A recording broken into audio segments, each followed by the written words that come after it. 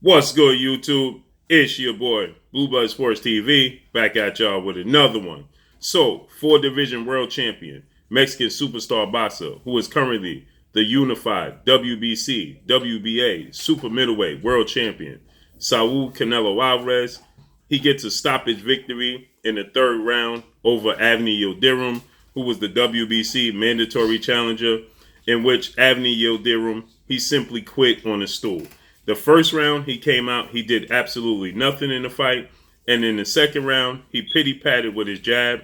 In the 3rd round, he simply quit he got dropped. And then he got dropped in the 2nd round. In the 3rd round, you can hear Joe Diaz, his trainer, saying, if you don't get busy, if you don't start getting active, I'm going to stop this fight. He said, did he already hurt you? What's the problem? Why are you so hesitant? You can hear the commentators. They were stating that, why has it AVNI YILDIRIM? He wasn't doing anything but high guarding and trying to walk Canelo Alvarez down without throwing any punches, just allowing Canelo Alvarez to tee off on him. He simply was not getting active. And then he got dropped with a 1-2 in the 2nd round.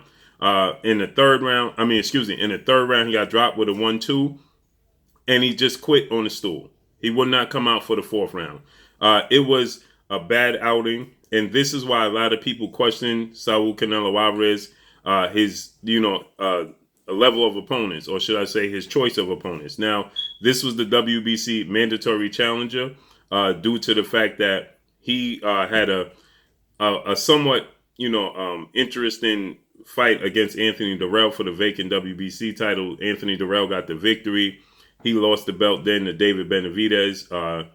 But AVNI YILDIRIM, according to the WBC, he was the mandatory challenger for Canelo Alvarez. And so, AVNI YILDIRIM, he's a longtime sparring partner of Canelo Alvarez.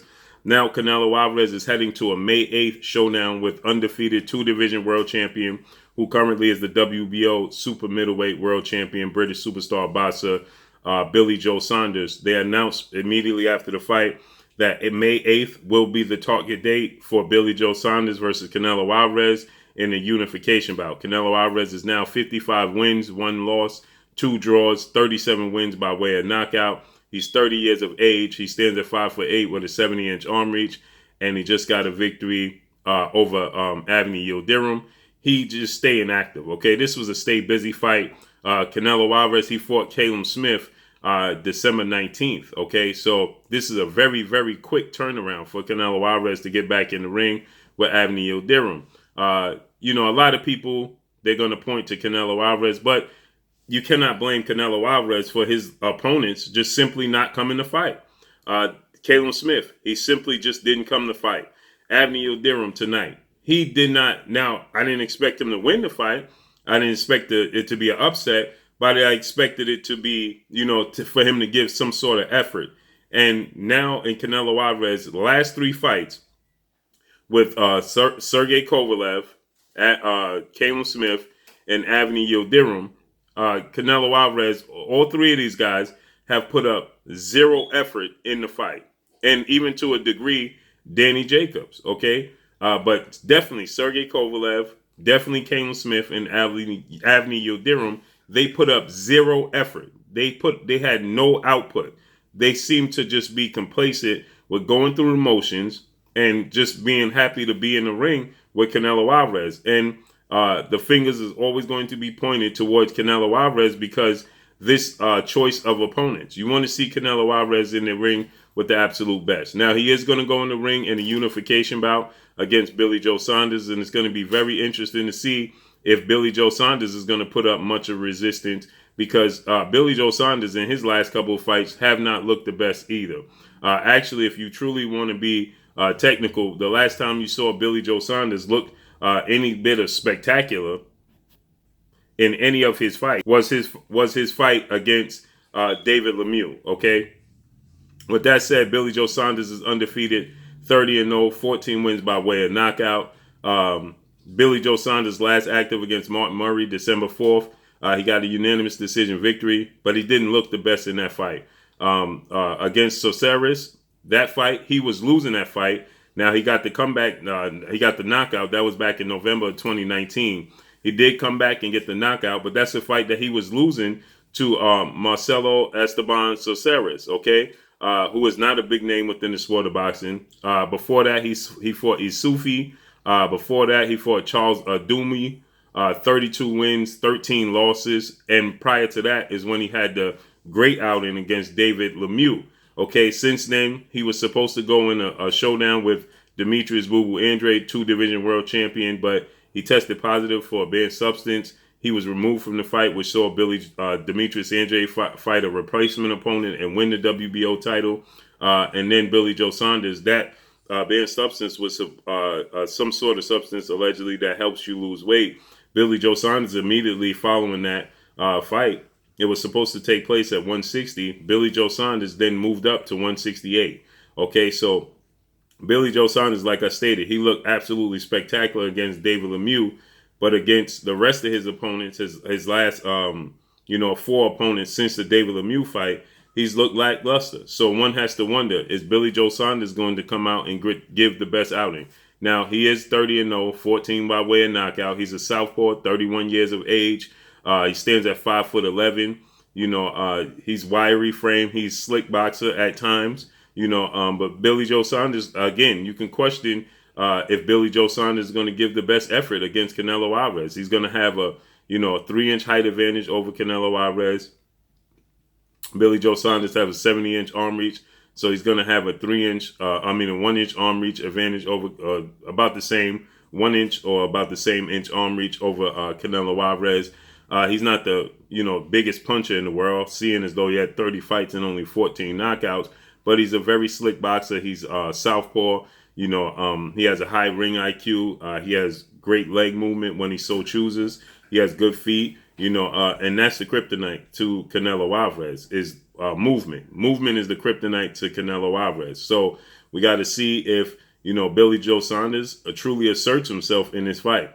Canelo Alvarez, then, if he should get past Billy Joe Saunders, May 8th now, that's the date. Now we have a date. We know the exact date that they're going to fight, May 8th.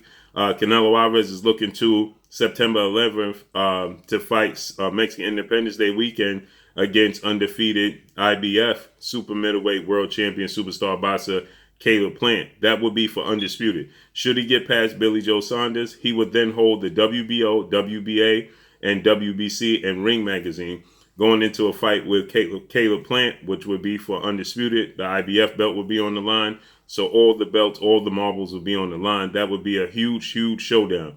Then Canelo Alvarez, he stated that he wants to get another fight in. He wants to fight again in December. Should he get past unscathed against Caleb Plant and Billy Joe Saunders, he wants to stay active. He wants to fight again in December.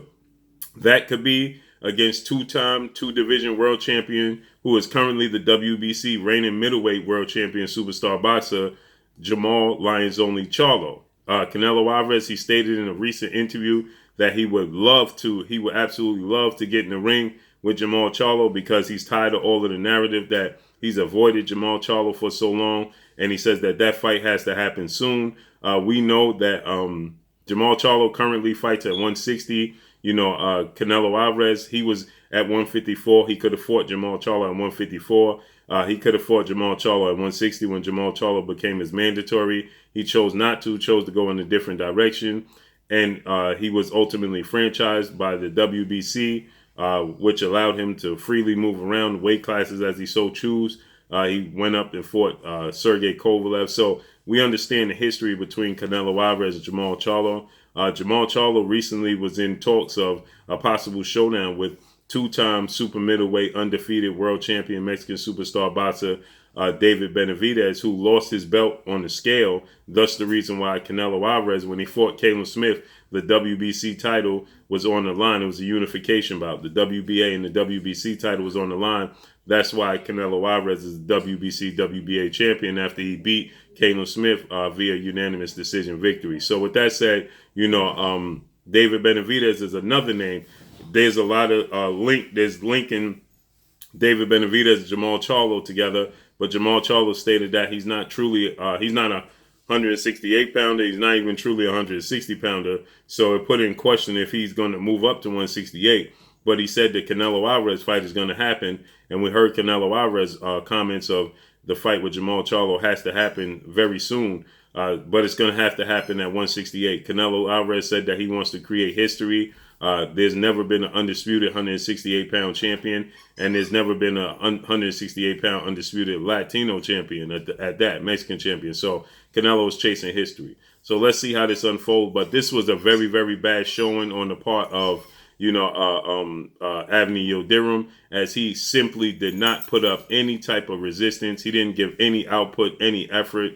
He seemed very, very reluctant. He seemed very just, satisfied with going in and ultimately getting knocked out or getting stopped. So horrible for the sport of boxing and AVNI YILDIRIM moving forward. But that's all I got for y'all, man. Drop a comment in the comment section. Let me know what y'all think. Y'all already know what it is. It's your boy Blue, Blood Sports TV. Hate, like, comment, and subscribe. You haven't subscribed? Hit the subscribe button, hit the like button, hit the bell icon to get all the new notifications. Follow me on Instagram at Blood Sports TV, all one word. Y'all already know what it is. Shout out to the entire LDBC. Shout out to New Media. Shout out to Black Media Raw. Make sure you like and share these videos. That's all I got for y'all. Peace.